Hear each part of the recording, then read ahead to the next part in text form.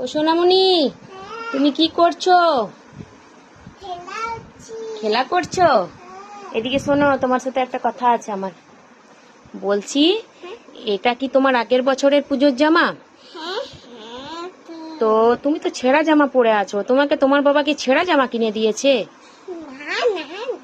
তাহলে এটা কি জামা? তাহলে কি এটা? এটা ডিজাইন? ও বাবা, কথা শোনো, পুজো তো চলে এলো, তাহলে পুজোর শপিং করতে যেতে হবে। তাহলে তুমি কি এবছরে ছেঁড়া জামাই নেবে? কি নেবে তুমি?